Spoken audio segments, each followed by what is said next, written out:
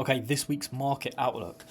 So, starting off with a summary, last week we continued to see escalation in the Middle East with minimal signs of any optimism around a deal being signed, essentially. As a result, we have seen US oil close the week just above the $90 handle, which has led to global yields being pushed up in general. So, the likes of, to be honest, all of G8. Talking about yields, the US 2-year has reached a yearly high of 4.3%, with markets fully pricing in 2 Fed rate hikes.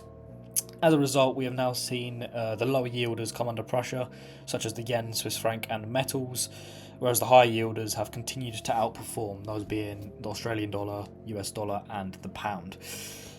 And we're expecting to see a similar trend play out this week.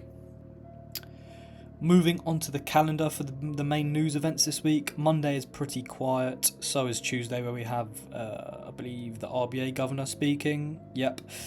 Wednesday, we then have inflation out of Australia and also FOMC in the evening.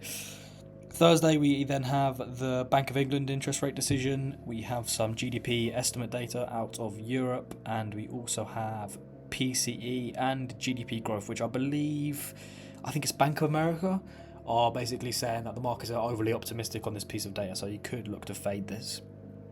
Friday, we have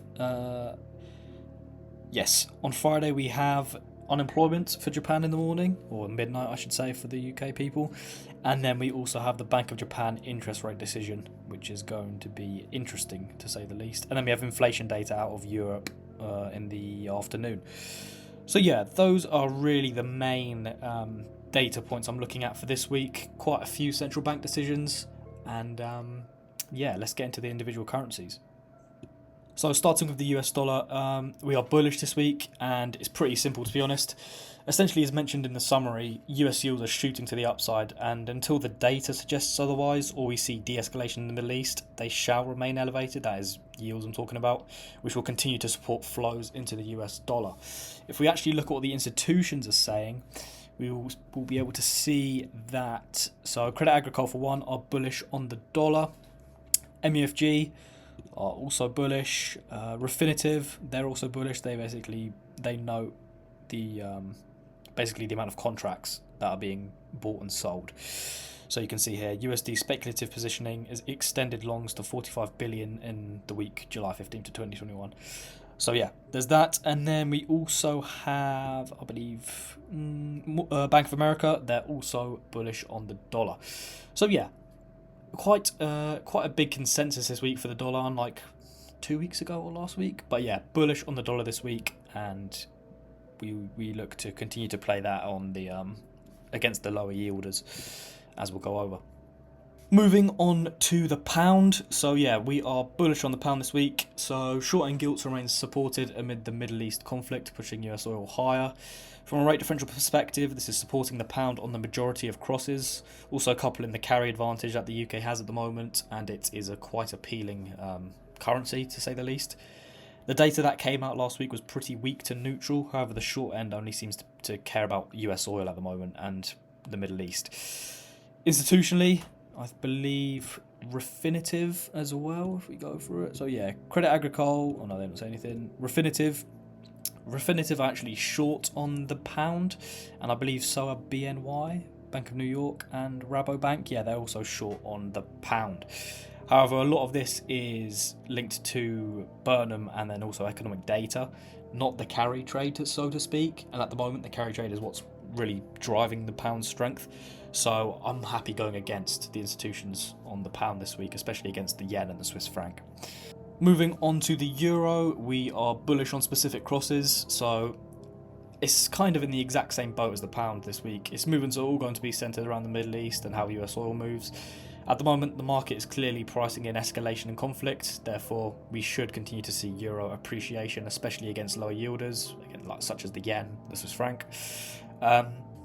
So yeah, that's essentially the euro.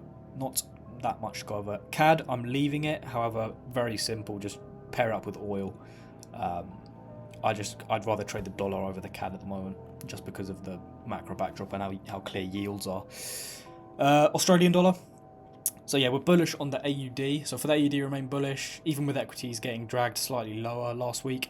The China flows, rate differentials, and carry aspect are all putting the AUD in a strong position for the week ahead, especially with Aussie CPI on Wednesday, is it? Yeah, on Wednesday of Aussie CPI, which is forecasted to come in a bit hotter than the previous reading. So yeah, bullish on the AUD. We'll go through the institutions after we go through the New Zealand dollar. New Zealand, we're not as bullish. We're kind of neutral on the New Zealand dollar at the moment. I mean, even with the markets aggressively pricing in a tight RBNZ hiking cycle, the carry aspect is limiting NZD gains, which is why we remain neutral at the moment. And actually, now if we go to see what the institutions are saying, we can see for one, the AUD, Credit Agricole are actually short. Refinitiv are not saying anything. MUFG are actually long on the AUD, obviously linked to the AI reshaping markets. And then Bank of America are also long on the AUD. New Zealand dollar, I believe, if we even have that many insights from New Zealand dollar. Yeah, so Bank of America are bullish on the New Zealand dollar against the pound and the euro off a hawkish RBNZ. However, what I'd say to that is at the moment, the rate differentials clearly aren't driving the New Zealand dollar, because otherwise we'd have seen massive outperformance last week. So until basically rate differentials start to recouple, I think we can continue to see weakness against the higher yielders. So yeah, that is the Australian dollar and New Zealand dollar. Moving on to the yen. So I mean, the yen is quite simple. You've got the carry trade aspect. It's a funding currency, and then the Bank of Japan meeting this week should also defer intervention in the short term, making it appealing for short yen positioning ahead of the meeting on Friday. So that keep it short and simple, but we're looking for weakness. Then the Swiss franc. We maintain our bearish stance on the Swiss franc. Pretty simple. Global yields remain elevated and are going to continue to put pressure on the funding currencies and commodities as well, in my opinion, which is why we think pound Swiss, AED Swiss, dollar Swiss are all great ways of expressing short Swiss franc positioning. Institutionally, Credit Agricole and Bank of America are maintaining their short Swiss positions. If we actually take a look, Credit Agricole are short on the Swiss franc, and so are Bank of America. So yeah, we agree, and we're looking for weakness across the board on the Swiss franc pairs. So yeah, moving on to the technicals. Starting off with the US dollar, I think these two levels are quite nice. You've got like the 101.3, and then you've got this level down here, which is extremely cheap, 101.1. I think that is going to be probably the best positioning for the dollar, unless something really materializes off the open. So going into something like dollar yen, I mean, this is really overextended, so we're probably going to have to see some structure get made itself. So maybe we'll probably end up doing something like this and then going up. Dollar Swiss, I really like this level here. I believe it is the 0.816. GJ, I mean, this level's just been, we just keep bouncing here, bounce, and I'm expecting the same this week, 218. G Swiss caught a nice position last week, and we are looking to kind of get back in around the 108.75, just above it, if not the 108.64. Euro Swiss, exact same game plan. I like the 9289.